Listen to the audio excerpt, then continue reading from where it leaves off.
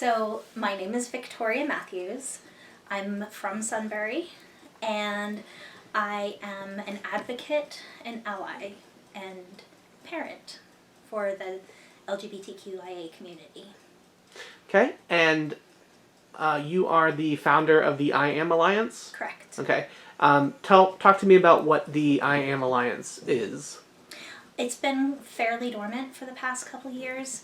I had to step back because of what my child was going through, and I didn't feel it was right to put my time and energy into something when my child needed me. But it was created to be a safe space first and foremost for any teenager, especially in the Valley, young adults as well. We have hopes to begin doing support groups for kids who are struggling and questioning. I would love to do some dance nights that are, LGBTQ plus inclusive for the teenagers, where they have a place to come and just be themselves. Drag classes, I thought that would be something fun. And eventually I'd like to establish a network of safe homes, because a lot of these kids, when they come out to their families, they are met with a pretty negative reaction. So we want to have somewhere safe where they can go and let their parents kind of process. And then in that would be family therapy and advocacy for the family. We're not looking to take kids away from their homes. We're just looking to bring unity and love and acceptance. So you yourself are a straight ally? Yes. Okay. You have a trans daughter. I do. Is that correct? Yes. Okay. So when did the I Am Alliance form? 2020, right at the beginning, January. Was that done out of learning about what your own child was going through, or? Not at all. Okay. Basically, the year before, I was working as a youth minister, and I was involved with a ministry school, leading worship and mentoring other students, and I was very, very sick in the first 3 months of 2019, and studied voraciously during that time, and began to really feel that there was a lot of misinterpretation and misrepresentation of what the Bible actually says, and that the condemnation in the community just is not validated biblically whatsoever, in the church community, against the queer community. And I started speaking out against that, and I got some pretty harsh backlash. And as my theology progressed, I eventually left my church and was asked to leave my ministry school, and then completely cut off. Lost my spiritual family and most of my friends. Right about that time is when my child first came out to me as bisexual, and I was not surprised, and had been expecting it. Mom knows, and they were more upset about it than I was. I was like, okay, this is great, But one of the issues that I had in the church was when I took over the youth program, I really wanted to bring in children who were kind of trying to figure out who they were and where they were, or children who knew who they were and didn't have a lot of familial support or community support. So I thought, these are the kids that need to be hearing every day that they are loved, that they are perfect, that there's nothing wrong with them, that they deserve to be as accepted and as treasured as anybody else. And unfortunately, that is not the message that they usually get from the church. We have conversion camps, which are just an abomination, frankly. And I can't even tell you how many children I know personally who have spent years at the altar begging God to fix them. So obviously, if there is a God, and if he is a God of love, and if he is a God of power, and if he had a problem with homosexuality or anything like that, wouldn't those be the prayers he answered? And I had to fight and fight and fight with the church to get them to even allow. They said, oh no, they can come, but, and I hate that. Why does it matter what the orientation or sexual preference of anybody who walks through a church door is? It shouldn't matter at all. So that was a huge part of me leaving. We've housed here many kids in the area who were struggling and told their parents and needed a safe place, and so they stayed with us for a few days until people kind of got back to cool heads. I love people, and I love children, especially teenagers, and just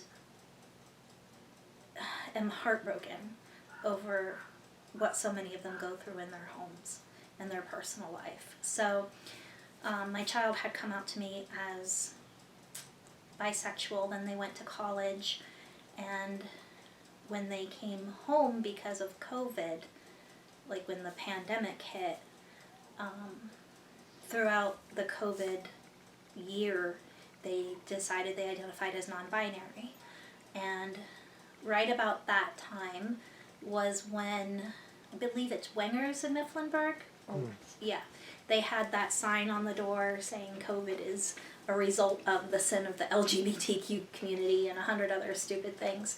And so I casually suggested, hey, I can't really do much with the I Am Alliance, but we could put together a protest and let them see that this is a community of love. This is a community of acceptance and inclusion, and we're willing to extend that love if they can be willing to accept and love back. And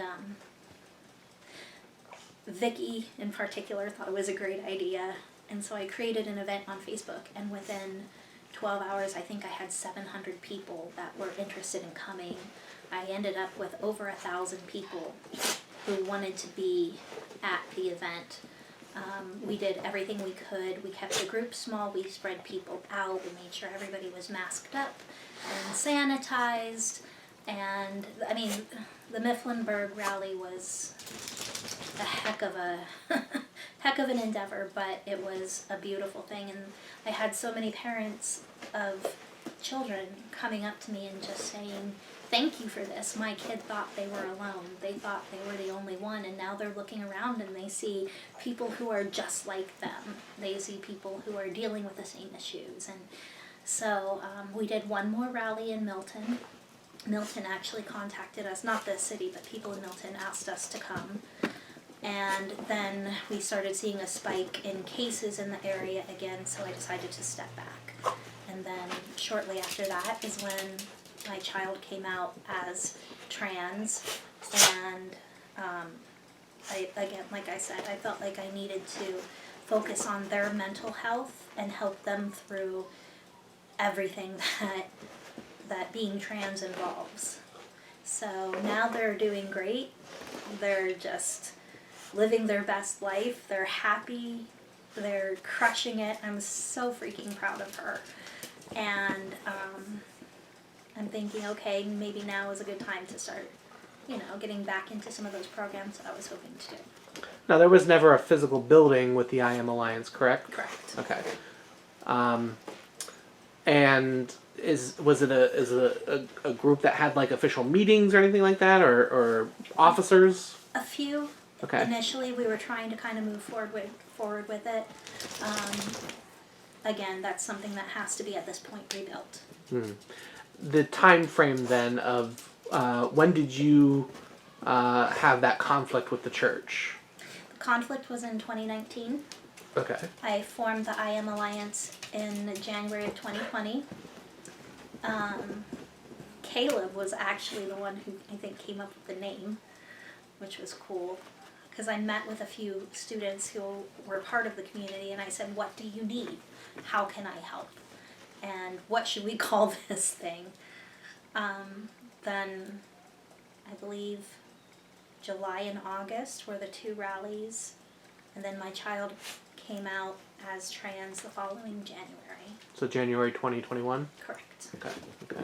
So then Lydia came out to you as bisexual In 2019. 2019, and then Non-binary 2020. And then Trans in 2021. Okay. Sounds like a political slogan. Trans in 2021. How many children do you have? 4 altogether. Okay. And Lydia is the oldest, youngest? Where does she fall in there? I have an older son, but he's not a part of our life. Okay. So I have 3 in the house. Okay. And then, so then, who's all here in the house? The 3 of you and yourself? Well, my daughter is at college. Okay. Lydia has her own apartment. Okay. Here in Sunbury. And I have an about to be 11-year-old upstairs. Okay. And then 4 dogs and a cat. So. 4 dogs and a cat. All right. So, talk to me about the experience of being a parent and then having your child. We were talking a little bit before with the camera off. Yeah. What was that experience like coming from your perspective? Well, I think it was one of those things that life really prepared me for. I grew up Baptist.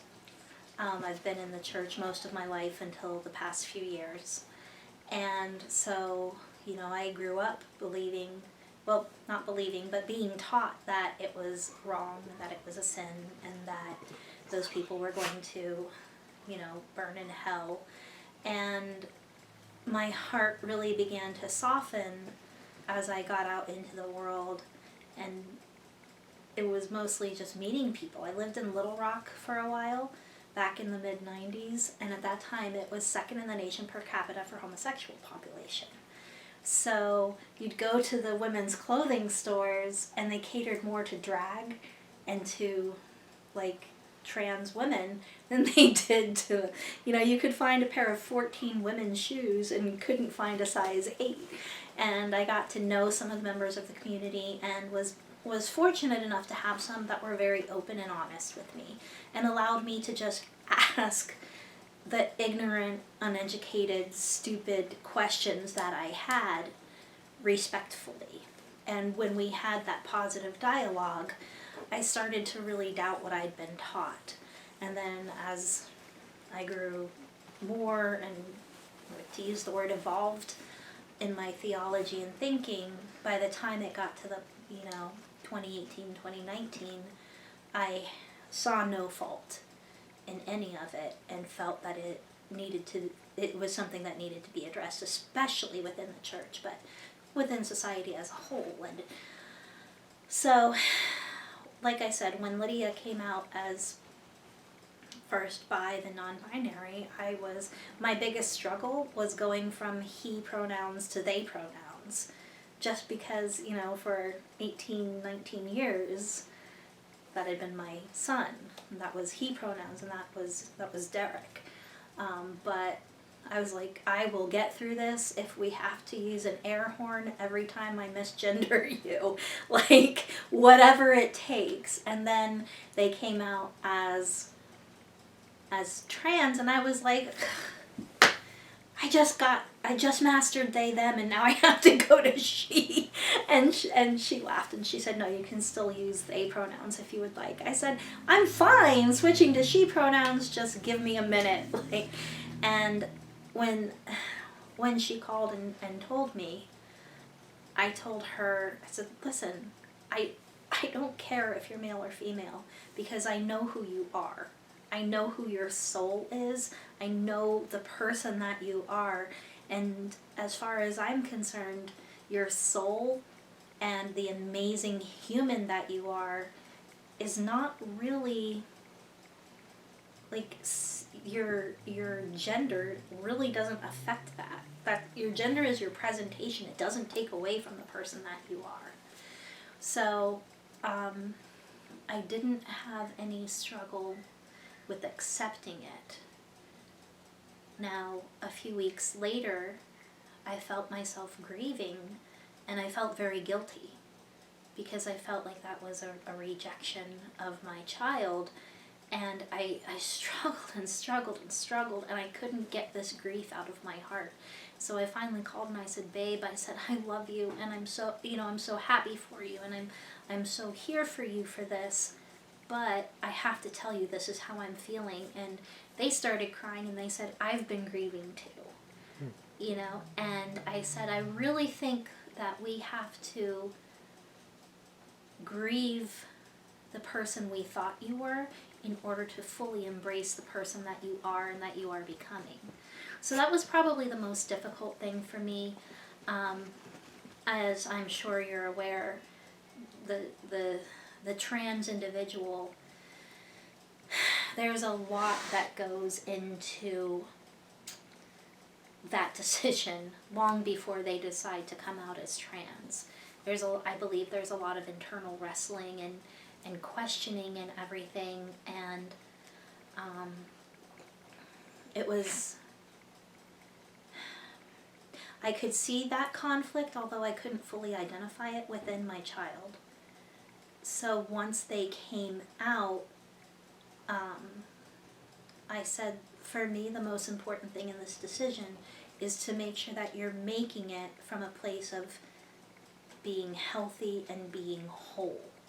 And I said, I will fully support whatever steps you want to take. If you want to do hormones, if you want to do the surgeries, I'm there. But my stipulation is that you continue with this counseling, or not stipulation because it's their decision. My recommendation would be that you continue with this counseling and make sure that you're solid and ready to move forward. Because the other factor to consider here is, I remember being a 13-year-old girl. I raised a girl, and I said, your body, when you go on that HRT, you're just going to get inundated with, a variety of emotions, and, like you're basically going back to adolescence. You're putting your body almost through puberty again. So you need to be as stable mentally in order to fully handle that. And she's done a great job. She's kept up with counseling. I think she just genuinely enjoys it right now, and it's a good outlet for her. Her doctor in Williamsport is phenomenal. It was a little awkward the first time we went, and we're sitting in an OB office with, visibly pregnant couples looking at us, and, let them look. They weren't rude or anything like that, and the doctor was just amazing. And I remember driving home, and Lydia just cried and cried and cried. It was one of the times where she felt super validated, super seen, super known. So that was a really beautiful moment. And it's been just an honor to walk through this journey with her. I don't care how my kids identify. They can be Smurfs if they really want to be. I just want them to be happy and healthy. And seeing her come into what's the word I'm looking for?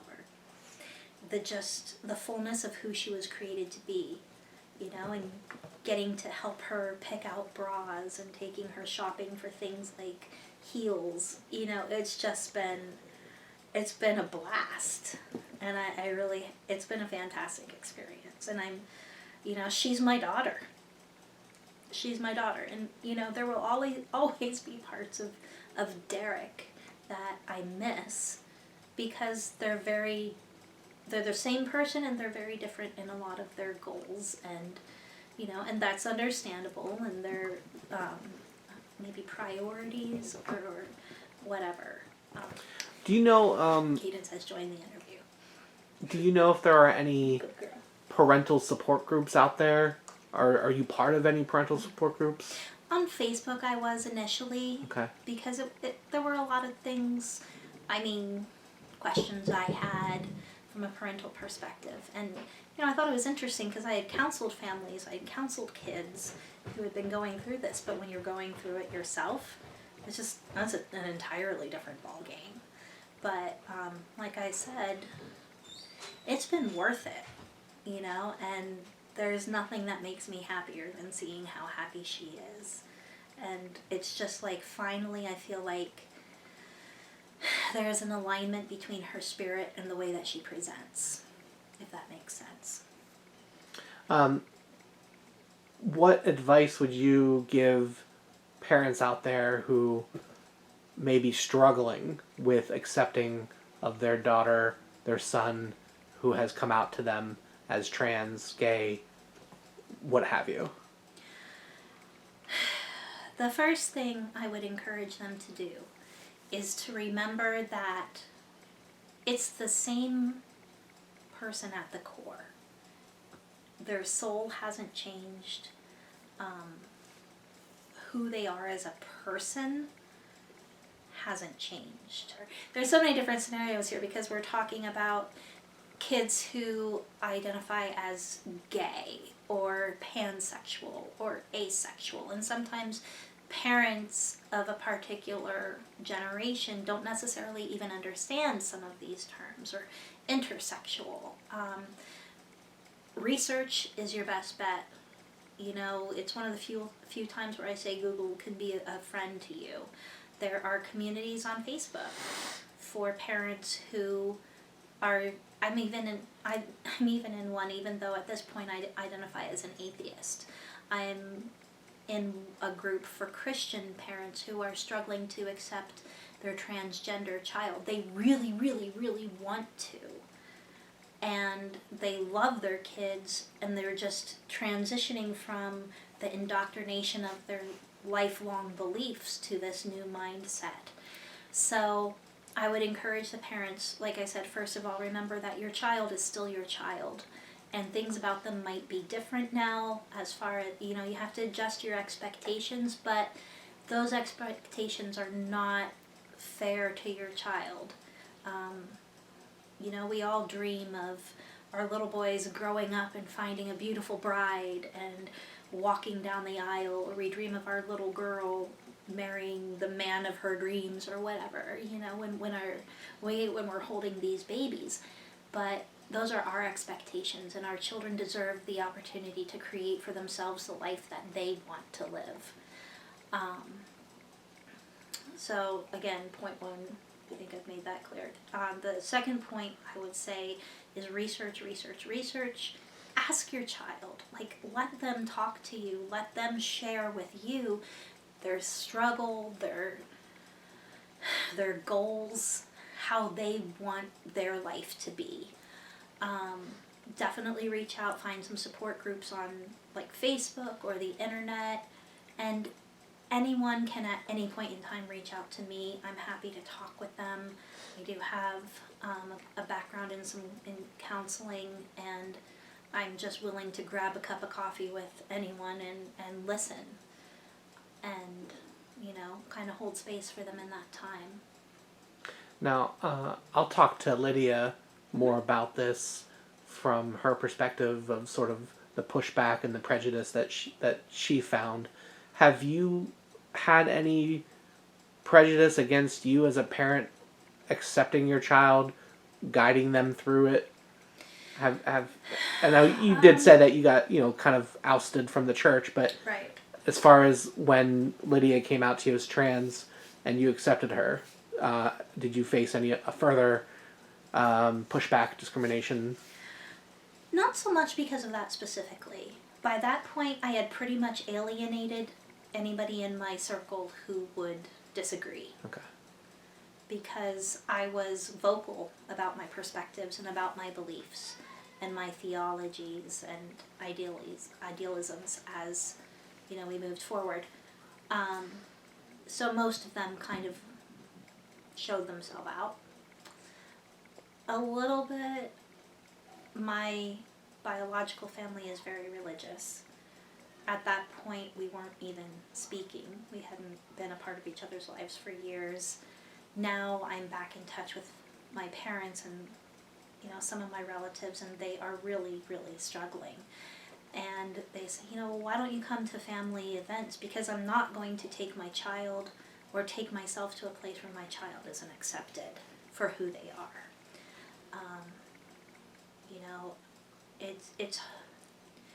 It's hard, and God bless Lydia because she has so much more grace for these things than I do. She'll call me, she'll be frustrated, she'll say this happened, and I'm like, I'm gonna burn that place to the ground. Give me their address. I'm gonna go talk to them. And Lydia says, Mom, I've got it. I can handle it. And she always handles it with way more aplomb than I seem to manage. But she's my baby. She's the same soul I carried and delivered and held and raised and loved and nurtured. It's the same person, just different clothes right now, bigger boobs. Might want to edit that part out too. But, so not so much pushback, because I'm an accepting parent. I've found that it's actually, I've had parents approach me and say, okay, I'm struggling, how do I work through this? So I feel like it's actually been something where I've been able to be more helpful to people because of my personal experience.